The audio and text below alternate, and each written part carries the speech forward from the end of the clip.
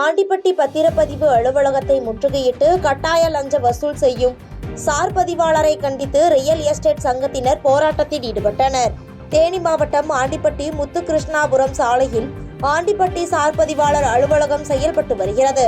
இங்கு முத்துச்செல்வன் என்பவர் சார் பதிவாளராக பணிபுரிந்து வரும் நிலையில் பத்திரப்பதிவு செய்வதற்கு பட்டியல் போட்டு கட்டாய லஞ்ச வசூல் செய்து வருவதாக புகார் எழுந்துள்ளது. இந்நிலையில் இதனை கண்டித்து சார் பதிவாளர் அலுவலகம் முன்பு கூடிய ஆண்டிப்பட்டி வட்டார ரியல் எஸ்டேட் சங்கத்தினர் பத்திரப்பதிவு அலுவலகத்தை முற்றுகையிட்டு கட்டாய லஞ்சம் பெறும் சார் பதிவாளர் முத்துசெல்வன் மீது நடவடிக்கை எடுக்க கோரி முழக்கங்களை எழுப்பினர். இதனால் ஆண்டிப்பட்டி சார் பதிவாளர் அலுவலகத்தில் பரபரப்பு சூழல் நிலவியது. பத்திராபீஸ் இன்னைக்கு மக்களை குதவலையை நெரிச்சு மிகப்பெரிய கொடுமையை உருவாக்கிக்கிட்டு இருக்கிற சூழ்நிலை இன்னைக்கு உருவாயிருச்சு. தமிழகத்தில் இருக்கிற ஒவ்வொரு அரசு அலுவலகமும் மக்களுக்கு சொந்தமானது. மக்களோட தயவில் தான் அரசு ஊழியர்கள் எல்லாமே சம்பளத்திலேருந்து எல்லாமே பயன்படுறாங்க. அதை மீறி இன்னைக்கு ஆண்டிப்பட்டி சப்ரிஜிஸ்தார் அலுவலகத்தில் தினந்தோறும் லட்சக்கணக்கில் லஞ்சம் வாங்குற சூழ்நிலை உருவாகி போச்சு. லட்சக்கணக்கில் லஞ்சம் கொடுக்க வேண்டிய இக்கட்டான சூழ்நிலையை உருவாக்கி விட்டுறாங்க. எந்த ஒரு பொதுஜனை வந்து சப்ரிஜிஸ்தார்கிட்ட இந்த பத்திரத்தை பதியணும்னு சொல்லி கேட்க போகும்போது இது சம்பந்தமாக நீங்கள் உங்கள் டாக்குமெண்ட் ரைட்டரை போய் பார்த்து பேசிக்கிங்க, என்கிட்ட பேசாதீங்கன்னு சொல்லி அனுப்பிச்சிடுறாரு. அனுப்பிச்சி விட்ட பின்னாடி இந்த பத்திரத்துக்கு இவ்வளவு பணம் வேணும்ட்டு ஒரு தொகையை ஃபிக்ஸ் பண்ணி அவங்க கூட்டா பண்ணிட்டு பெருந்தொகையை அடிச்சுட்டு போயிடுறாங்க. இந்த சூழ்நிலையை முற்றிலும் தவிர்க்கிறதுக்கு உண்டான நடவடிக்கை எடுக்கணுங்கிறதுக்காக ரியல் எஸ்டேட் சங்கம் இங்கே ஆரம்பிக்கப்பட்டு விரைவில் ஒரு மிகப்பெரிய உண்ணாவிரத போராட்டத்தை நடத்தணுங்கிற முடிவில் இப்போ நாங்கள் இருந்துகிட்டு இருக்கோம்.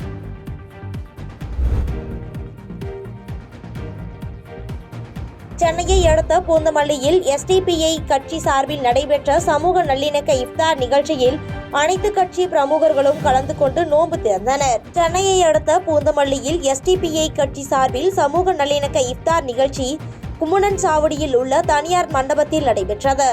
தொகுதி தலைவர் சலீம் ஏற்பாட்டில் நடைபெற்ற இந்நிகழ்ச்சியில் மாநில செயலாளர் அபுபக்கர் சித்திக் சிறப்பு விருந்தினராக பங்கேற்றார். மேலும் அதிமுக உள்ளிட்ட பல கட்சிகளை சேர்ந்தவர்கள் கலந்து கொண்டு சமூக நல்லிணக்கத்தை வலியுறுத்தும் விதமாக அனைவரும் ஒன்றாக நோன்பு திறந்தது அங்கிருந்தவர்களிடையே நிகழ்ச்சியை ஏற்படுத்தியது.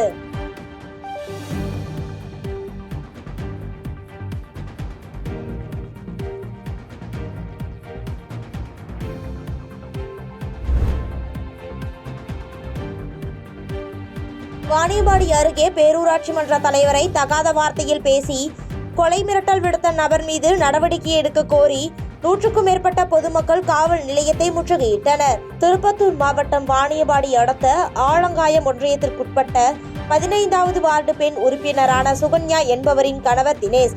இவர் திடீரென உதயேந்திரம் பேரூராட்சி அலுவலகத்தில் நுழைந்து தங்களது வார்டு பகுதியில் எந்த ஒரு நிதியும் ஒதுக்கவில்லை எனவும் தங்களது வார்டில் முறையான பணி செய்யவில்லை என கூறி பேரூராட்சி மன்ற தலைவர் மற்றும் உறுப்பினரை தகாத வார்த்தைகளால் திட்டி கொலை மிரட்டல் விடுத்ததாக அப்பகுதி மக்கள் கூறி அவர் மீது நடவடிக்கை எடுக்க கோரி வாணியம்பாடி கிராமிய காவல் நிலையத்தை முற்றுகையிட்டு போராட்டத்தில் ஈடுபட்டனர்.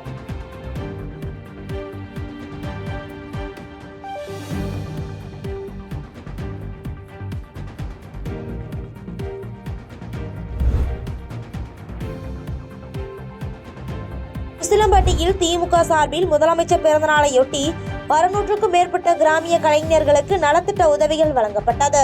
மதுரை மாவட்டம் உசிலம்பட்டி நகர் கழக செயலாளர் தங்கபாண்டியின் ஏற்பாட்டில் முதலமைச்சர் மு.க. ஸ்டாலின் பிறந்தநாளையொட்டி கிராமிய கலைஞர்கள், கூலி தொழிலாளர்கள் என 600க்கும் மேற்பட்ட கிராமிய கலைஞர்களுக்கு நலத்திட்ட உதவிகள் வழங்கும் நிகழ்ச்சி நடைபெற்றது. இதில் சிறப்பு விருந்தினராக மதுரை தெற்கு மாவட்ட செயலாளர் மணிமாறன், உசிலம்பட்டி தொகுதி பொறுப்பாளர் செல்லதுரை மற்றும் கழக நிர்வாகிகள் கலந்து கொண்டு நலத்திட்ட உதவிகளை வழங்கினர்.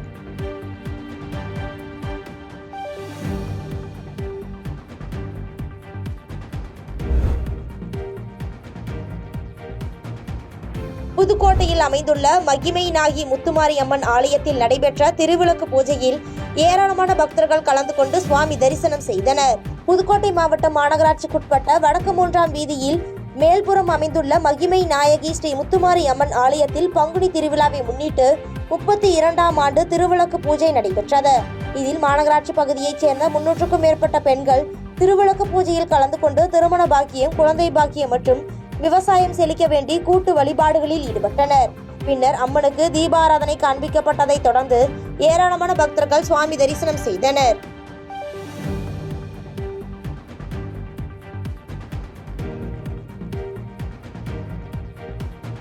பாதகம் செய்பவரை கண்டால் நாம் பயம் கொள்ளலாகாது பாப்பா.